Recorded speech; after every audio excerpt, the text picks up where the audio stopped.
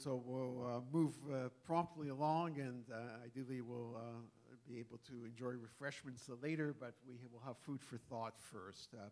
And I understand, Brigadier Sharma, that you have first rights here in terms of making your presentation, and I think we'll have responses in a sense to the challenges that you outline in your presentation.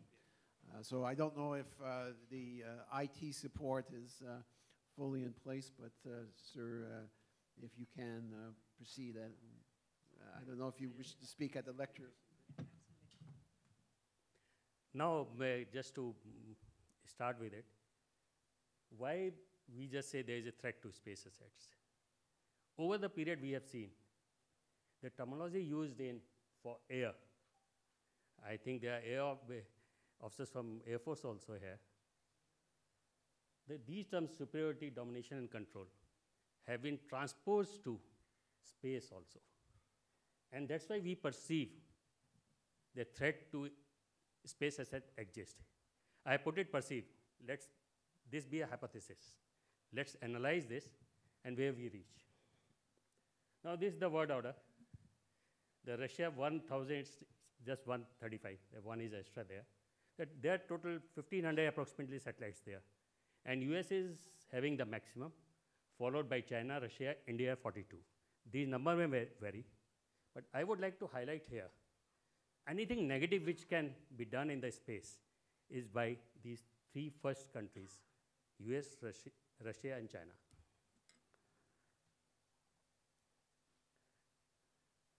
Now, what China says, it's 2001 statement, it's an extract from the news agency. For countries that could never win a war by using the method of tanks and planes, attacking the US space system may be an irresistible and most tempting choice. That's what China feels. And what US policy says, that Rumsfeld later on became the Secretary of Defense in US. That time in 2001, they say in order to avoid a space Pearl Harbor, the United States should develop superior capabilities for power projection in, from, and through. That is what the US says. If these are the statements of the nation, then certainly everyone will think that a lot of a grave threat exists to the space assets. Let's analyze the threat systems. These are various kinds of threats. I put it in order of probability of occurrence. Now, if we look at it, the first is the electronic type of a system. But this will not vitiate the atmosphere of the space. What we talk the most is the fourth in the order, that is hit to kill anti-satellites. The probability is less. It's, in fact, I would say it's very less. Other things are even very less. We may not even consider these. Now, if that be the case, I'll just give out few concepts or the developing things. This is the aeroplane launched missile by US in 1985, and they destroyed their own satellite solvents P-78/1. Most of you would be aware of it. Now this weaponized satellites is being talked, it's in the concept state, Project Thor, 1950. And rods from the God, that is, they say tungsten rod coming from the space, weaponized satellites, but it's all the concept. Now next is manned orbiting laboratory. This was shelved because of exorbitant cost. This can also carry missiles and all, but again the concept, not deployed. This is tactical high energy laser. This has been developed, but nothing for the satellite as of now. US has deployed these high energy lasers on few of its ships to destroy RPVs. RPVs is remotely piloted vehicles, but nothing used against the satellite as of now. Now this magneto-hydrodynamic explosive munition again can be used in the space, but again the concept. This is again the most talked about US X-37B orbiting. It can stay in the orbit for a year and again carry the weapon system, but it is still the concept, nothing tested. Now this is the Chinese asset test of 2007. When they did it, it was talked a lot, but again I would say after this, what Chinese did, let's analyze. To take on any of the space system, there are few considerations. Your own aim and capability to attack. As I said, as of now, there are only 3 nations. There is no 4th nation who has got a capabilities, another. There are so many enabling technologies. And the value of the target to the adversary based upon the dependence on the and economics. Now, dependence, if we look at it, US has got the maximum dependence, but they've got the maximum assets also in the space, followed by China. Availability of alternate and cheaper options to achieve the aim. If we can achieve the same aim by cheaper option, why we should go and strike at the space, which is very costly proposition. Others are self-explanatory. Now, China did the test in asset test in 2007. After that, he is on his space station things. Tiangong-1, this is the one, and that is a space station which is going to build by 2020. And this is Tiangong-2, which is launched on April 2017. He will be doing other type of tests apart from observing the Earth from the top. That is stem cell experiment, quantum communication, other things.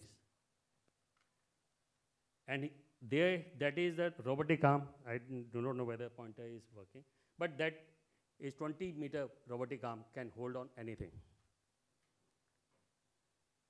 Now these are the debris, and that side, left side from my hand is the debris which was of Chinese satellite which it destroyed.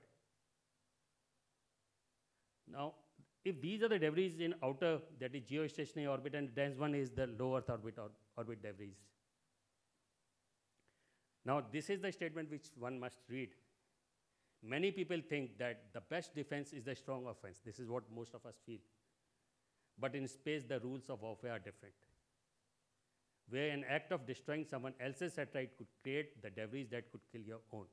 If this is the statement, would you think any of these 2-3 nations would do the thing of destroying somebody's satellite and create the debris so that their own things are destroyed? And this is very important statement. The most vulnerable component of a space system are the ground station, not something in the space, and the communication link. If we can achieve the aim by doing this, why we should go and hit the satellite again? Send statement to understand. Now the analysis says space weapons will have poor reliability, the next bullet, and the high cost. If this is again the thing, then why should a nation should go for a space weapons? Now this slide I purposely put. The left side is the Chinese system, which Chinese space station will come up by 2020. And the right side is the International Space Station. And life will be around 2028. And they will be spending around $150 billion till the time, and $7.5 million per day is the expenditure on the space station. And similarly, if that is going to be the Chinese cost, then we should understand koi Kalidas hi hoga in a Hindi. Before he got married, he was cutting the same trunk on which he was sitting. Will any nation will be that Kalidas? Certainly he will be Mahakavi Kalidas, who will understand the implication. Now to conclude, these are the agreed rules of the space. Only thing which is required, as I would say, it should be legally binded to the nation. Now with all these things, what I have said, now do you feel there is any analogy of air and space, especially for the terms of superiority, domination, and control? In my view, it is not. Because space is common to all. None can achieve any of these, though everyone says it will. America says, but it will not, the way I have said and covered my presentation. If I have to conclude, threat, yes. Critical, in my thing, it is not. Now, this is a statement. Again, it's good to lay down big ideas and strategic policies. However, it must address the basic issues as to how the policy will actually be implemented and translate on ground. And it should be implementable in a foreseeable time frame. You can't lay a policy which takes 20 or 30 years. This is what mostly being done. We lay the policy today, and then it is left when it will be implemented. And it's very important to make any policies now in any of the forum. Now it's the last slide of mine. Technology in the future will make the space weapon economically viable, which are not as of now. They're very costly. However, any space weapons will be disastrous, and countries advocating it will render the greatest disservice to the humanity. And it's my last statement, and I think most of the people would agree with this statement. That's all. Thank you.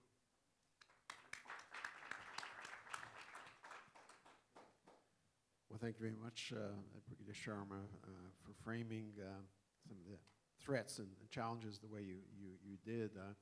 I noticed that in your 6 criteria for decisions in terms of possible attack against a space object, you had international implications listed. I don't know if subsumed in that was international law and international humanitarian law as a factor to constrain action by states. But I think this provides an opening for Dr. Saibaba to elucidate as to how there may be other factors that need due consideration. So you have the floor, Madam. Thank you. Good evening, ladies and gentlemen. It's an absolute honor to be here to position the perspective of the International Committee of the Red Cross on the issue of the legal framework and militarization of outer space. I'm going to address 2 core issues, and I will take forward from the cue rendered by Brigadier Sharma.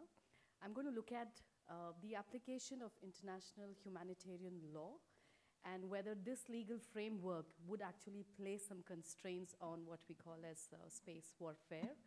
The second aspect that I would touch upon is what are the challenges that states encounter when it actually comes down to implementation and accountability for international humanitarian law.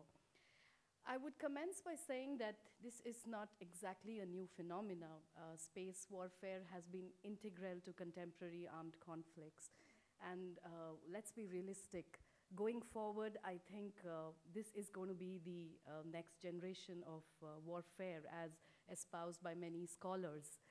For the ICRC, the concern remains in terms of the humanitarian consequences of space warfare. Even though they may be located in the outer space, the consequences and the repercussions will actually emanate on ground and would blur the distinction between civilians and military objects and military personnel. And this is where I would want to introduce the legal framework which is actually applicable. Brigadier Sharma spoke about the need for laws and regulations which will make it binding on states to actually come forward and honor their commitments. To trace IHL, I would necessarily have to touch upon the Outer Space Treaty very briefly, because this is one treaty dating back to 1967, wherein states agreed actually not to place anything in the outer space in terms of nuclear weapons, WMD, or anything on the satellites, which would cause repercussions elsewhere. I wouldn't delve into the nitty-gritties of the treaty because that's a different regime altogether, but space law has to be in synergy with IHL and vice versa. The very core, I would say, discussion which emanates from the Outer Space Treaty is in terms of what amounts to peaceful purpose of outer space. And there are varied schools of thought for this. There is one which strongly believes that it is to be meant only for peaceful purposes. And this is a very restrictive and I believe not reflective of today's reality.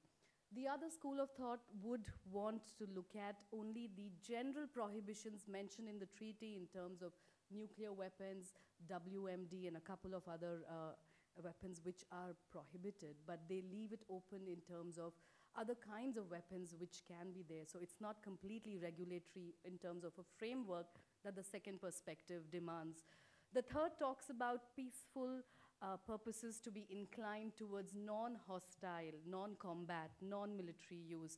And this is again a long-standing debate, and unfortunately we don't have answers because it's not really a settled branch of law as of now. This brings me to international humanitarian law, and I start with a caveat. IHL is a body of rules and regulations that applies to situations of armed conflicts, whether international or non-international in character. These are rules framed, negotiated, and signed up by treaties. And I would very humbly present that the 4 Geneva Conventions, which codify the rules and the laws of armed conflict, have been ratified by every single state who are member states of the UN. It possibly has universal ratification, unfortunately, on paper. There is a lot that is desired on practical implications. When we look at the application of international humanitarian law, the first component which comes to my mind is, again, a provision of the Outer Space Treaty, which talks about application of international laws and norms to outer space or space warfare. And IHL is very much an intrinsic component of the international legal framework, so it would apply directly or indirectly. I would also want to reflect on customary international humanitarian law, because there are a lot of arguments about some states not being bound by the additional protocols, especially Additional Protocol 1, which talk about international armed conflict or conflict between 2 sovereign nations. Customary IHL can be pondered upon the ICJ opinion in the nuclear advisory case, wherein the court actually held way back in the mid-90s that when it comes to armed conflict, all rules of international humanitarian laws apply to all types of warfare, to all types of weapon, as of now, as well as in the future. So definitely space warfare falls within the purview of international humanitarian law. The treaty provisions are many, but I would only reflect on a specific one, which is Article 49, Clause 3 of Additional Protocol, which is again talking about international armed conflict, which is conflict between 2 sovereign nations, where possibly there's a threat of space warfare. Even though Article 49, Clause 3 does not categorically mention space warfare, because this was designed way back in 1977, it talks about space systems which may have technologies enabled on it which would provide essential services to civilian population. And that is the reality that the ICRC would like to project. Space systems are not exclusively for military purpose or military use. A large chunk of civilian essential services actually are linked to satellites out there, and the daily rigor of life and human mankind rests on that. So any attack or any feasible warfare that we are talking about would necessarily have to bring into foray the cardinal principles of IHL, which is number 1, the rule of distinction. You clearly make a division between whom you can attack in terms of military objects and military personnel. Civilians, as per as customary international humanitarian law goes, have to be spared as far as possible. And this is not an exception. This is, in fact, the rule to be followed. With regard to what I would talk about IHL being in a position to affirm its purview over space warfare, I would want to point out that this is in no way a position to be deciphered in terms of encouraging space warfare. The legal regime only applies to what we call the conduct of hostilities. The presence of IHL as a legal normative framework is also not to legitimize space warfare.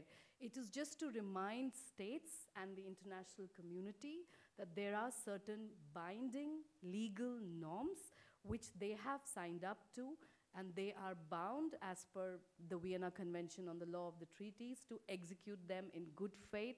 And in case there are any violations, obviously accountability has to be factored in. And this is the position of the ICRC in terms of space warfare. As such, in the larger interest of the human catastrophe, which is expected if space systems which support essential civilian services are actually targeted or dismantled. With regard to the challenges, because the law sounds fairly good, I would say, even though it is an emerging area and there could be loopholes, the challenges in terms of practical implementation of international humanitarian law. And here I would want to just address two issues, which were also as part of Brigadier Sharma's previous presentation. One is the aspect of dual-use satellites. We need to understand that dual-use satellites serve both military and civilian functions. And as per international humanitarian law, a military object can be targeted. So a dual-use satellite, if it serves civilian functions, can also lose its protection, even though there is only perhaps a marginal risk of the satellite serving military benefit or military advantage. Which brings me back to the aspect that if it's dual use, it's serving the military even for non-military purpose, and perhaps there is an implication of how larger civilian setup is definitely going to be impacted by this kind of an attack. I would also like to bring to fore that in terms of military objective, even though it's not a dual-use satellite, the rules of proportionality would be operational, because we look at what are the consequences or the predictable consequences of such an attack in space warfare. We would also bring into fore the notion of completely outlawing any incidental harm as well to civilian population, because for us, this is the basis on which international humanitarian law would bound states and the international community. So any military object, even though it qualifies as one, even then the attack would be legitimate, and the consequences of the attack would be legitimate only if the rules of precaution, proportionality, and indiscriminate attacks are completely factored into it.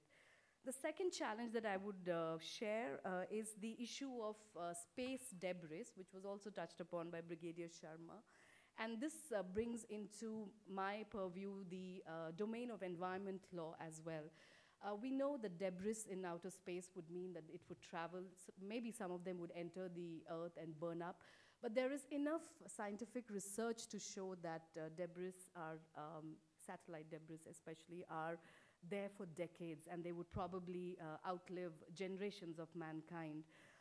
The debris, even in the speed in which they travel, have the potential and would most likely also attack other satellites in the course of their travel. And this would definitely, again, blur the distinction between civilian and military and the consequences.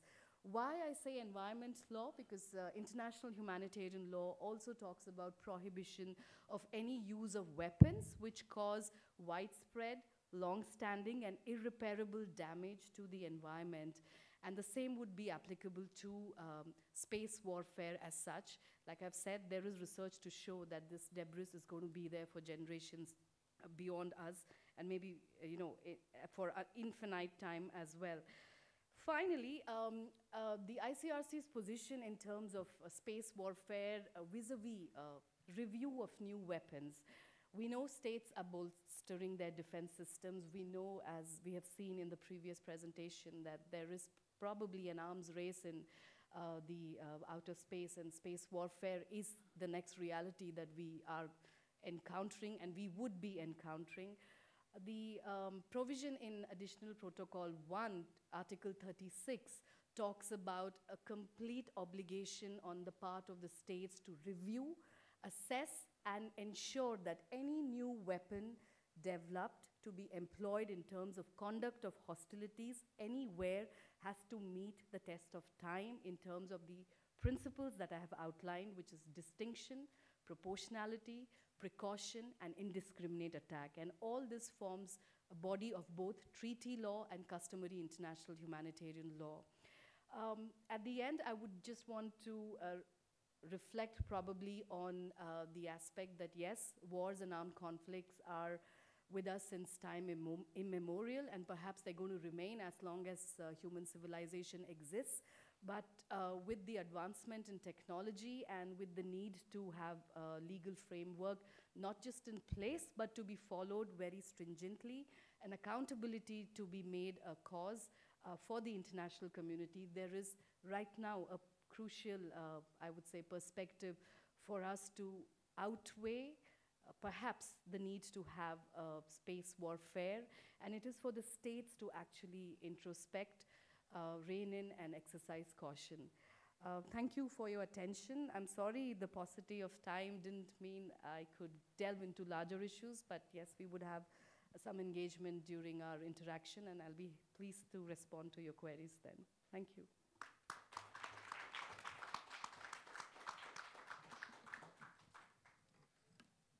Thank you, Dr. Saibaba, for quite an insightful survey of the constraints we have to deal with, and we'll be able to enter into some further elaboration of that in the discussion area. But I'd like next to turn to Raji for her expose, and she'll, I'm sure, help bring out all neglected facets of our discussion to date. Thank you. Thank you, Ambassador Paul, Meyer, and the other panelists. I think coming as the last speaker, I think there are advantages and disadvantages. Advantages are that many of the areas that you want to touch upon and cover have already been taken care of, but you also therefore need to find more innovative ways of saying something useful, and so let me try and make some attempt at that. So I'm going to try and look at what are the loopholes in the current and existing mechanisms in terms of international regimes, treaties, and so on and so forth, and can these mechanisms take care of the current problems and the future emerging trends that we see today in the areas of militarization and so on and so forth. So clearly, I think both the previous speakers have talked about the kind of challenges that exist today, both in terms of technologies, but also in terms of some of the international law and where we are in terms of that. But clearly, the proliferation of technology as well as the trends that we see in terms of new developments, new technologies available out there, points to the need that we need to regulate. We need certain regulations. We need rules of the road. Clearly, that is, I think that's one we all can agree upon. But again, what kind of mechanism will you have in terms of regulating some of these activities, some of these technologies? Can the technology be denied? Is that something like, is this space technology something like comparable to a nuclear technology and therefore place larger restrictions on that?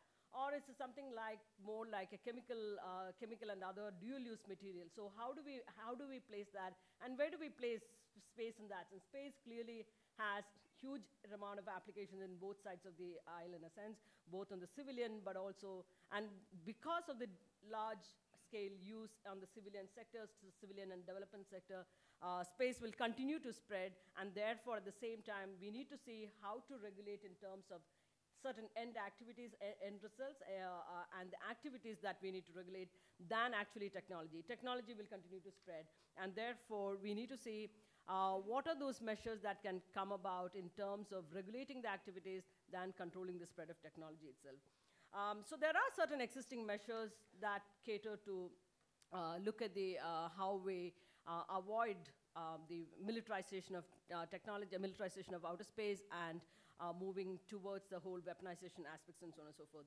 So one of the, I think the foundational aspects is the COPOS, the Committee on the Peaceful Use of Outer Space, that came about in 1959. It has 74 member states. It is fairly an inclusive platform. But I think there are, and primary aspect of COPOS is to oversee the 5 key agreements with regards to outer space. So this is a fairly decent mechanism that you have. But I think one of the big lacunae is that this COPOS has a primary mandate of dealing with peaceful activities, and therefore an entire array of activities that fall in the realm of militarization and security-related aspects are not part of the mandate of COPOS. So I think that's one big lacunae that we see. But again, I'll come to how we are trying to review that particular aspect in the next couple of minutes. Second aspect, when you look at the, you have the Outer Space Treaty, And I think that's been one of the foundational agreements that have come about, and that's been, again, looked upon. But again, Outer Space Treaty also has certain weaknesses, certain lacunae that need to be addressed. And how do we do that? Do we have the political will? Do we have the consensus, agreement among all the major powers to tackle those deficiencies and review and amend the treaty? Is that something that is possible within the possibilities of in the current circumstances? I think those are, again, problems with regard to Outer Space Treaty. Already the previous speakers have talked about why Outer Space Treaty has certain weaknesses. Then you have certain, some of the, for instance, there have been TCBMs and confidence building measures, transparency and confidence building measures that have been talked about. And you have, one of the best measures is the UN group of governmental experts. This is an excellent initiative so far with regard to outer space. There has been 3 GGs that have come about. The third GG was this is again good political initiative. The third GG came out with a consensual report. But again, one of the weakness with regard to the GG effort is that many of the recommendations of the GG are mere recommendations. They do not have a binding effect. So even though it is a report that's been produced on the basis of the consensus among the 15 member countries, they are not implementable, and therefore they remain as mere recommendations. So how do we make them much more binding, something more implementable in a sense? So that's again a set of issues that we need to deal with. In the more recent times, there have been certain countries, for instance, Russia, China, draft treaty on the prevention of the placement of weapons in outer space. That's been a measure that the two countries came out with it originally in 2008. Thereafter, they produced a revised text in 2013. But again, this treaty, even though it talks about preventing the placement of weapons in outer space, it leaves out a couple of different important aspects. One is that it does not talk about anti-satellite missiles. That is the ground-based assets that can target assets in outer space. That's one big thing you have to worry about. I think no sane country authority is going to actually put weapons in outer space, but you do have a bigger challenge in terms of ground-based assets that can target assets in outer space. And therefore, I think that needs to figure more prominently in that. But I think PPWT, again, is pretty quite silent on that particular aspect. And therefore, even countries that are generally supportive towards about the legally binding and binding measures have not really extended much support towards PPWT. PPWT also does not talk about, so ASATs are not talked about. Again, they talked about verification measures and so on and so forth. I think verification measures, they are nice to talk about, but again, implementing certain verification, I think that's a nightmare for anybody who says that they can do actually verification measures with regard to outer space. So I think there are several, and PAROS, Prevention of Arms Race in Outer Space, I think there have been, every single year we go through the motion of passing a UN General Assembly resolution, but we still don't have much of a debate. We haven't had any substantive debate on that particular aspect on PAROS within the CD, the Conference on Disarmament in Geneva. And the kind of stalemate that we talked about in the previous sessions during the day, again, we don't see very much progress that's going to happen within the forum, within CD. And CD remains one platform where we discuss all the arms control and security-related aspects of outer space. So how do we go about, and what do we do in the meantime is something that we need to contemplate. One way to look at it is, given the kind of threats and challenges that Brigadier Sharma so eloquently pointed out, I think we possibly need to look at, temporarily at least, you need to find some fixes that may be in the form of non-binding political measures which come in the form of transparency and confidence building measures. They may be able to, at least countries may come about to agree because they are not signing on to a legal agreements and so on and so forth. So they don't have to really worry about what are they signing on, what's my government signing on to. I think they are far easier to reach, but I think political will, I think that's a critical aspect of whether you're signing on to something or building support for transparency and confidence building measures. Again, transparency and confidence building measures don't assure you a good behavior by states when it comes to outer space activities. But I think it could possibly promote good behavior because being part of a TCBM, and if you're going to violate certain commitments, you become a pariah kind of thing. And I think that's that kind of a pressure point that comes on states, because once you sign on to some measures, I think that's what you count on when you look at measures like TCBMs. So TCBMs could also promote good political kind of engagements between states, and because I think that's precisely what we need to do at this point of time, given the kind of lack of, for instance, the lack of consensus among major powers that we see today, which is essentially based on political issues and so on and so forth. We need to look at ways to bring countries together. So in terms of increasing certain amount of transparency, including increasing confidence among the major powers and so on and so forth.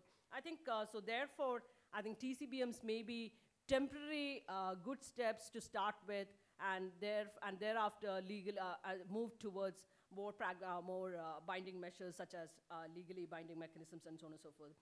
Because ideally, it's legal measures are ideal, but I think we may not reach there, especially under the current international political climate. They may not be feasible, and therefore look at what is feasible than what is most ideal under the circumstances. I'm going to stop here, and I'll be happy to see if you have any questions. Thank you.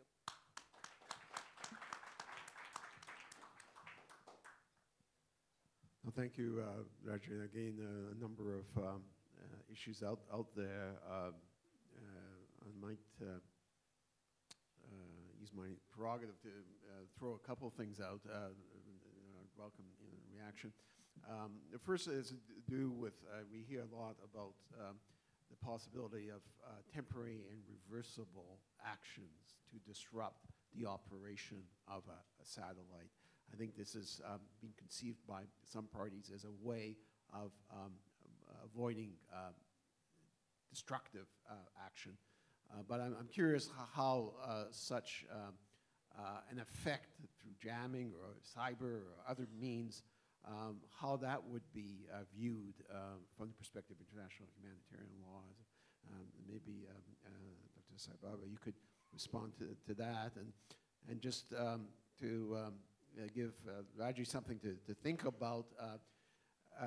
You know, one could continue to the end of time debating the merits of legal versus political measures. And I guess I would suggest to you that maybe what we need are two active vehicles or forums where both of those options could be pursued, because each one has its own constituency clearly, and I don't think it's, in fact, very productive over the long term to try to exclude one or the other from possible measures to reinforce the existing regime. So I just, maybe we could get us off on those two thoughts.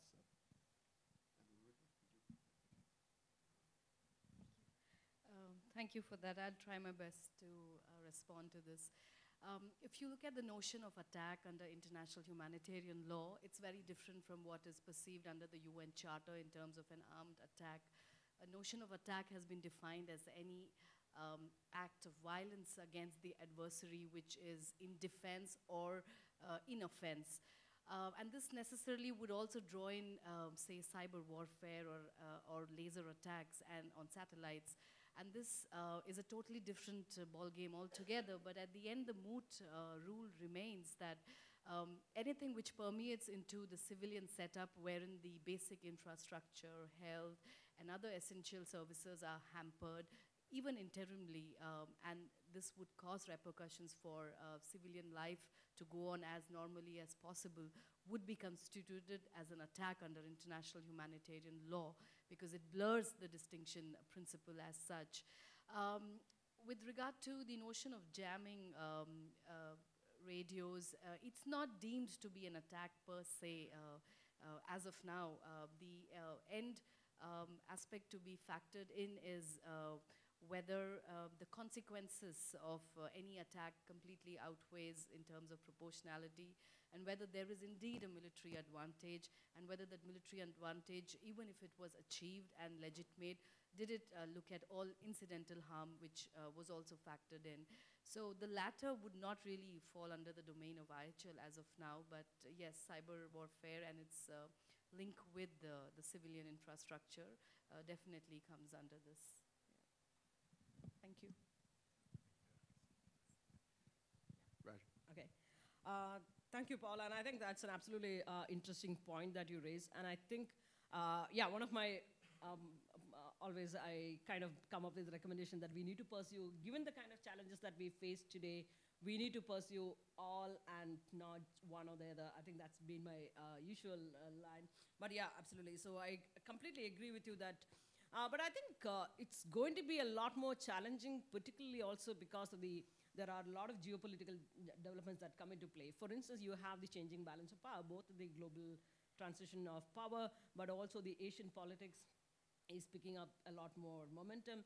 And given the balance of power that is shifting in a particular direction, I think there is a lot of tit for tat, and what do I get if I support this particular mechanism? For instance, I think you were reaching when the ICOC, the International Code of Conduct process was on, I think there was a little bit of a give and take kind of thing that might have worked out. For instance, Russia and China expected that they could get some support from the Western countries for their PPWT in exchange for Russia and China signing on to ICOC, but ICOC ran into foul weather for a different set of reasons.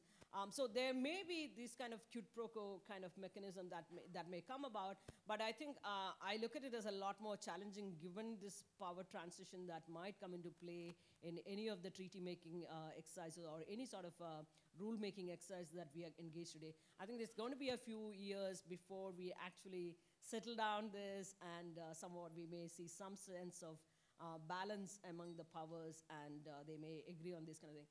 It's sort of it's a pessimistic note, but I think that's the way we might see in the immediate future. But I also keep wondering whether do we need a big major event in outer space to push us all in the direction of, okay, now this is it, and we need to have something in play, and we need to get some serious measure. We can't have our political differences come into play on a constant basis too. So are we waiting for a major event to happen in outer space that might actually get us to think about what we need to do with regard to the rules of engagement in a sense? Well, indeed. Though I think it would be sad if we have to have the train collision before we improve safety for the railroad. Brig Sharma, did you want to comment on any of those points or something else before I open up? No, there is one thing which you just raised, the point of jamming, oblique lasers and cyber attack. If we just look at one thing, what jamming can be done. There is a communication satellite at a 36,000 kilometer. You are jamming that. But there are 700 satellites. I won't count about India. We are also the part of it. And every country, whoever is using the satellite, he will have redundancies. He will not only depend on one satellite. If one is jammed, you can't jam 100 of them. That is one. The second thing one has to know, which satellite particular communication is taking place. That's again a very difficult thing to know. That jamming, it will be there, one-off jamming. Yes, any warfare, even on a landline, we do the jamming part of it.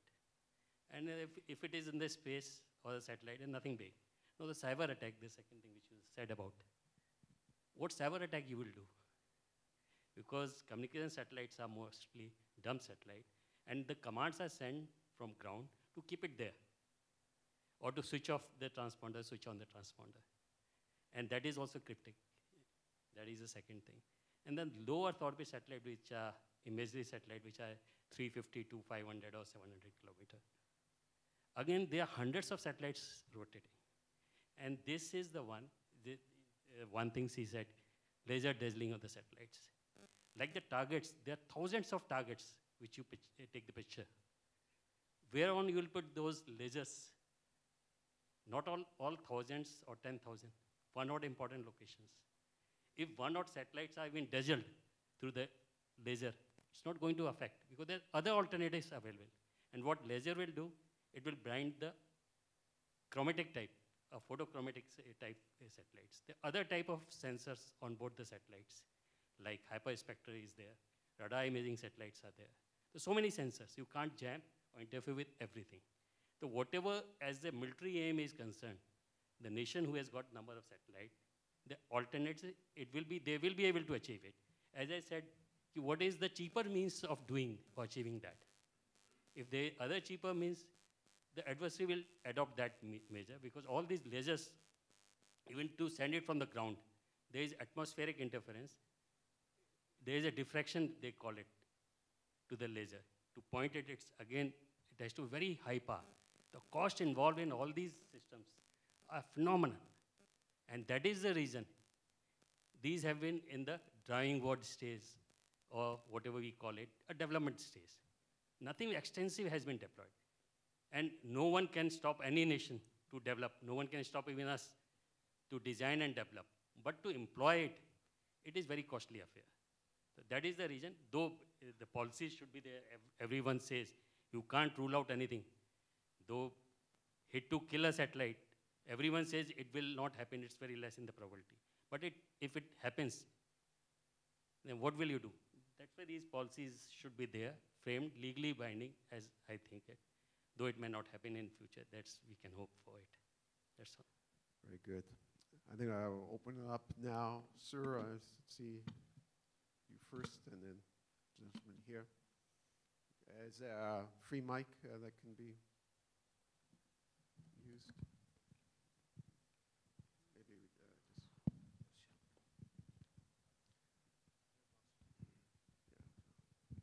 take another one.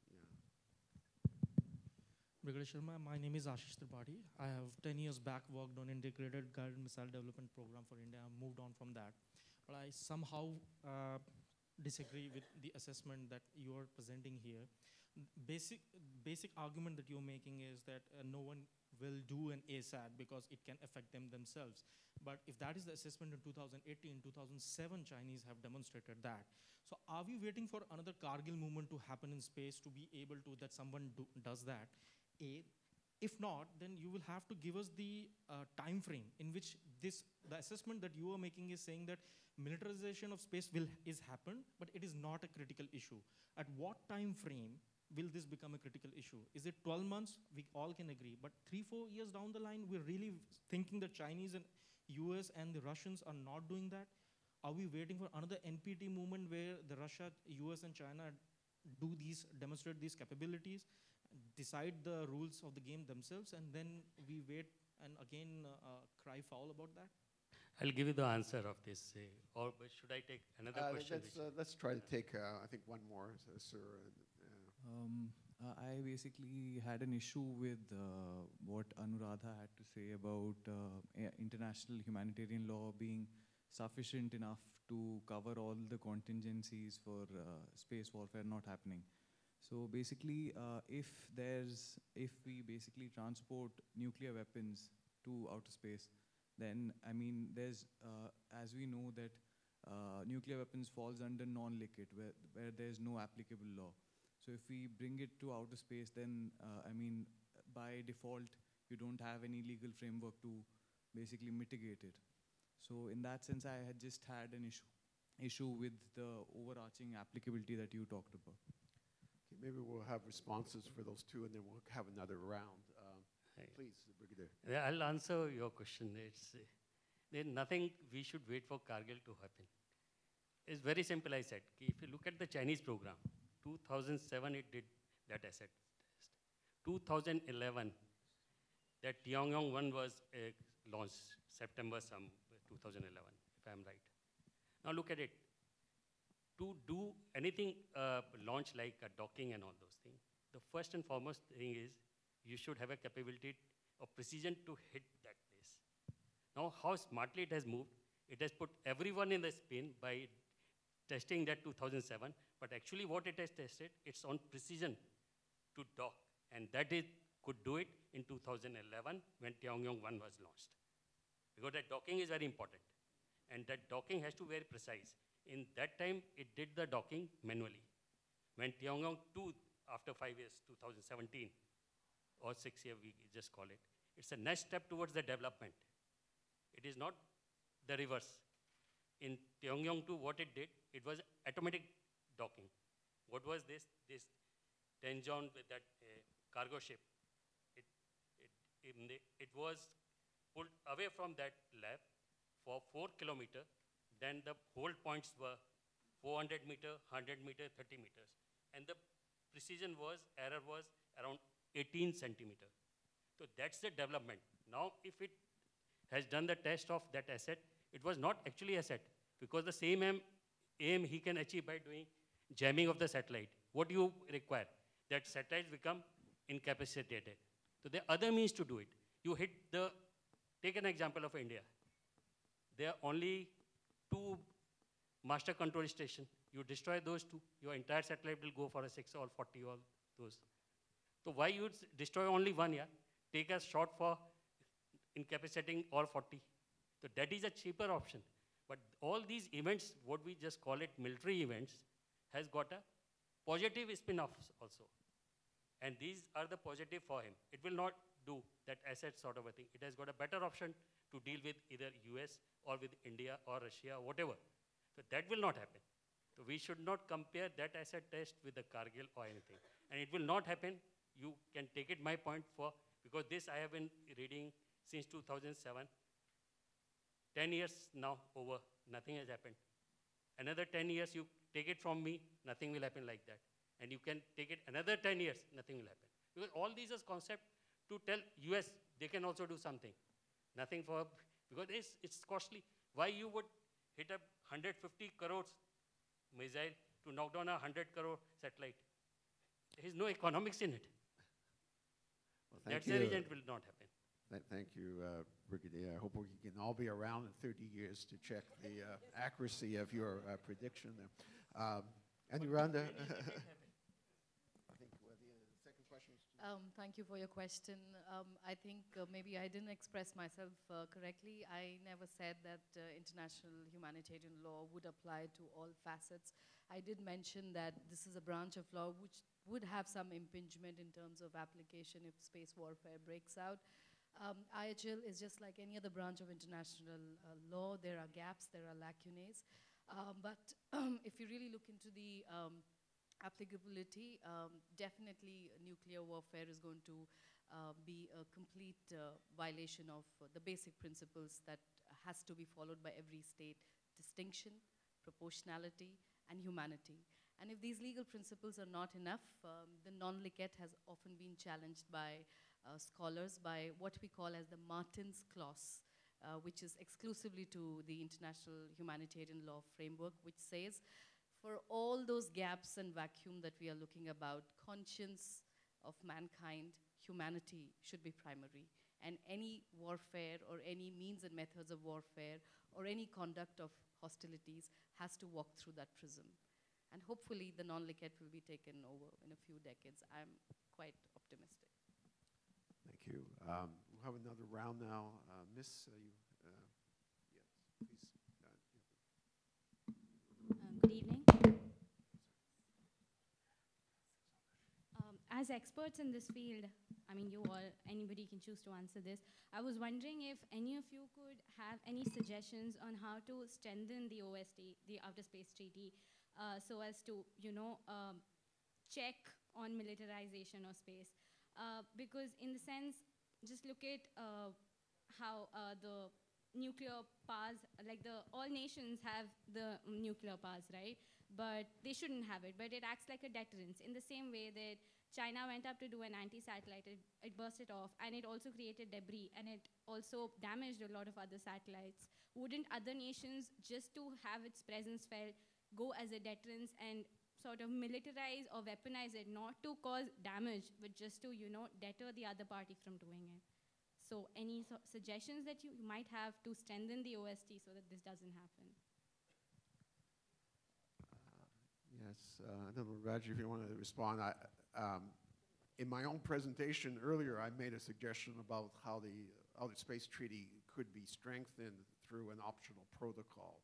So that is one, at least established route in which you could cover the gap, for instance, on weaponization, if there was, again, a sufficient number of states that will be willing to champion that. Raj, did you have other thoughts? Yeah, I tend to agree with you, Paul, because I noted that particular suggestion that you had during this session in the afternoon. That's one, because I think certainly clearly there is a need to revise, make changes, amend, or because there are a number of issues, whether, for instance, how do you define some of these issues that we are talking about? How do you define militarization? How do you define an astronaut? Typically, it meant a personnel going on to, but today now, if you're going to have space tourists, are you going to define him or her as an astronaut? So there are definitions, and of course, peaceful activities, all of these concepts have now got far too expansive in terms of our understanding and explanation. So I think there is clearly a need for reviewing the treaty, but that, again, like I said, this is not the best time to do that under the current political climate where you have on most important international security issues, you have Russia, China on the one side, and the West led by the US on the other side, in a sense, and there is no meeting of the minds, so to say, among these countries. So at best, and I think that's one reason why I go back to say that while all possible measures, legally binding political measures must all be pursued, we need to come out with certain temporary, maybe technological kind of stopgap measures, such as in terms of TCBMs, confidence building measures, and also TCBMs could include even smaller, some of the technological issues addressed in those. So we need to look at what is possibly feasible than what is, because amending outer space treaty is going to be a Herculean task. I don't see that, or getting around a new legally binding mechanism, I don't see that happening in the immediate future.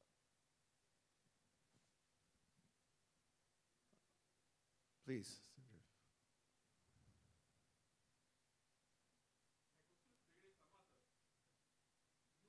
Your presentation brought out that one of the cheaper options to attack space assets is to interfere with the incoming oblique the outgoing signals oblique the outgoing commands to these satellites or the space assets. Dependence on these space assets for both military and non-military use, whether it is communications, ISR, PNT, is going to increase in the coming days. For a country like India, which has got very limited redundancy in these aspects, are we prepared to deal with a situation knowing fully well that our adversaries are capable of interfering with the incoming signals, oblique feeding spurious commands to our assets in that space? Are we prepared to deal with a situation like this in a crisis? Or if not, what needs to be done? Though details I can't give in such a thing, but I'll just give you, interference is one of the factors which is there and which is the inherent vulnerability of any satellite system. Now, what is the solution to it? There is one simple solution which is there, which I think ISRO is also started adopting it. If anyone from ISRO is here, but they will agree with me. There's something called spot beams. And because of that spot beam, and now the high throughput satellites have come, they started matching with cellular type of network. Now, if those spot beams are there, what we do, anything which is being radiated from the ground to the communication satellite at 36,000 kilometers, it has to come in that footprint to do something. Now take an example, we have got a interest landmass of India and some slightly inside Tibet or Pakistan or something. The beam of that satellite or the spot beams are configured like this. Anyone who has to interfere with our satellite, he has to come into that, that's one. The second option is keep that beam off during the peacetime when we are not using, if suppose we are not inside Tibet or anywhere. Keep that beam off, and at the time of operation, switch it on. And that is possible by sending the command. That's the second option. The third option which is there is the satellite itself become intelligent satellite. And how satellite can become intelligent when even on a landline, when we have a terrestrial communication, microwave and all those things. The satellite is what is there. We send something from down, satellite receives it, convert it into another frequency, again put it down. Now the satellite becomes intelligence. We send a handshaking command, because any interfering thing will not have a same type of a code. A satellite rejects any other kind of a signal other than the specified handshaking command which is sent before your actual signal. So it is rejecting all those noises. That's the second option. The third thing is create redundancies in the sense, and that's a very common thing, everyone does it. Suppose it's the Indian satellite. We have launched a satellite for Israel. Now, at the time of conflict, our satellite will be jammed, interfered, not Israel's or Americans.